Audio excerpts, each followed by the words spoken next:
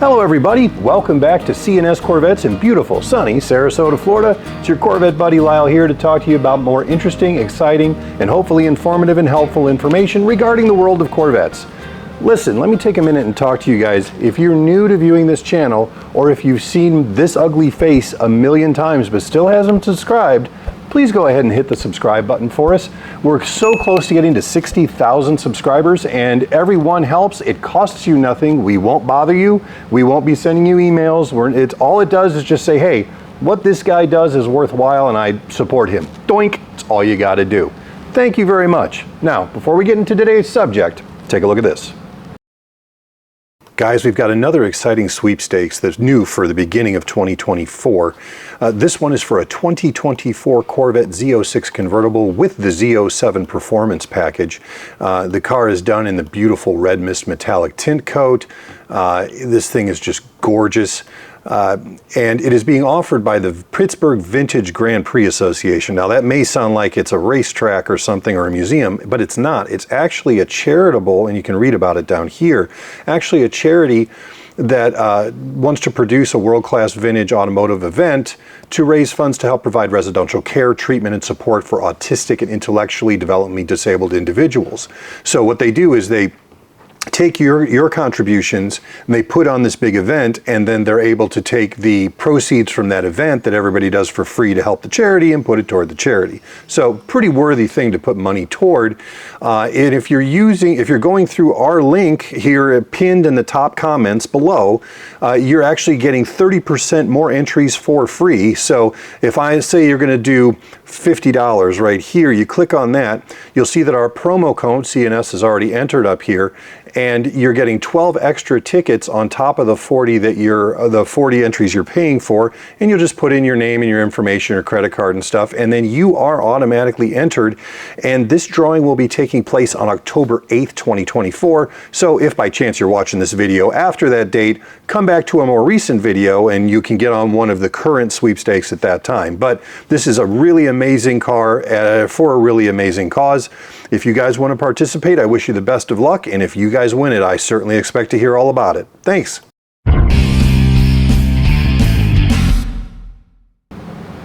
Okay guys, before we get started with today's subject, let me go into some Corvette trivia. Today's trivia question is, one of the very first, most famous Corvette race car drivers back in the mid-50s going through the 60s was named Dick Thompson. What was his nickname? So, he raced for Zora Arkus Duntov. His name was Dick Thompson, but he was better known as blank. Answer at the end of the video. Now, for today, I want to talk to you about something specifically for C5 owners, but this does apply to C6 and C7 owners, not quite in the same way, and I'll get to that. So, one of the things we see over and over and over again here when we're servicing a C5 is that the sway bar links at the front and the rear of the car are going bad. So, originally from GM, they were this black plastic polymer kind of thing with two ball joints that had grease boots on them. What we normally see is that the grease boots, like they are on this one, are completely gone. And oftentimes, this has actually started to crack because it is just a plastic polymer. They upgraded these in the C6 and C7, so you don't have this problem on those cars, although they still do have pieces like this that will need to be replaced in some point in the life of the car. Let me explain what these are, what they do, and why you need to keep an eye on them. Let's explain first what a sway bar actually does. You have one that goes across the front suspension in your car, and you have one that goes across the rear suspension in your car. Now, as you're probably aware, the suspension in your Corvette is fully independent four-wheel suspension, right? You know, each one can move on its own. Under heavy loads, as in a high-speed turn, if you don't have a sway bar, you can get way too much auto body lean, which then adjusts the camber of your wheels, and if you have too much body lean, your inside wheel or outside wheel can turn to where you're not getting a full contact patch. Therefore, you can lose traction and off you go into the distance. So, sway bars are important to kind of equalize the motion of the body of the car so that as you're taking that corner, it is still manageable and reliable. Same every time. A sway bar is very simple. It is a metal tube that is formed, bolted to the front or rear engine cradle, and it kind of sits like this, and then these links go down and connect to your lower control arms on your rear and front suspension. And when you go through a turn and the body tries to lean, the sides of that tube twist slightly like this.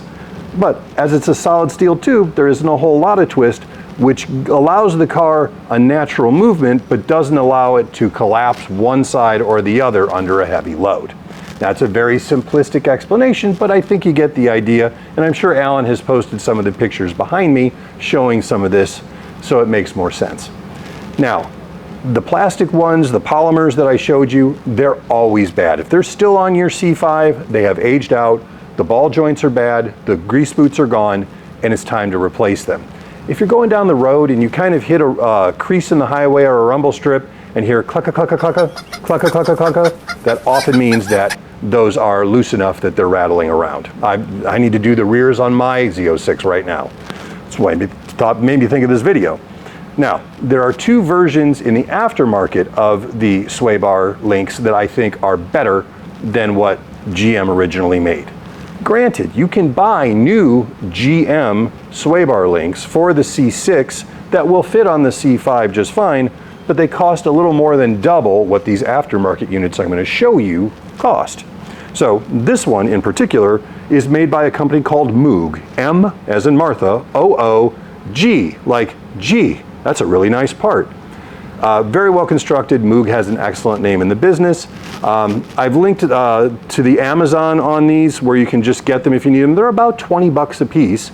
And one of the interesting things about that is it's the best of the older designs in our opinion, because it does have Zerk fittings, so you can actually add grease to the ball joints in here to prolong the life of the sway bar link. Now, there's one that is a more modern design made by Dorman, link below to Amazon there. They run about $23 to $25 a piece. They are the same front to rear for all of these, by the way. And those do not have Zerk fittings because they have extremely smooth ball joints inside and a special type of grease that should never need to be replaced. So if you want to go with the more modern design, the Dorman is also an excellent choice. But this is one of those maintenance items, especially for those of you who like to work on your own cars at home and you have the way to get the car up in the air on jack stands or on a lift or whatever. These are simple. There's two 18mm nuts that you have to take off, and it can be a little bit challenging to reach them if you're having to work on your back. But the nuts come off, these come out, new ones go in, nuts go on, torque them down, problem solved. But it is important to your handling. So, Moog or Dorman, the links to the Amazon auctions for these is below. If you need them, or next time you have your car in the air, you inspect the ones that you have and they look really rough, like the one I just showed you, this is what you want to do. So, I'm not selling them, I'm not marking them up, I'm just telling you what we trust here and where to get them as least expensive as possible without having to pay shipping. Now, to end up today, let's talk about the answer to today's trivia question. I said, what was Dick Thompson's nickname? What was the name he was known by? He was called the Flying Dentist because Dick Thompson was actually Dr. Dick Thompson, a practicing dentist, but also one of the best race car drivers of his time. He won the SCCA in A, B, and C class in 1956 through 1962, driving one of many Corvettes. He also raced at Watkins Glen. He won Daytona running a Corvette. So really famous guy, but because he was a dentist and he raced, they called him the Flying Dentist. That is today's answer.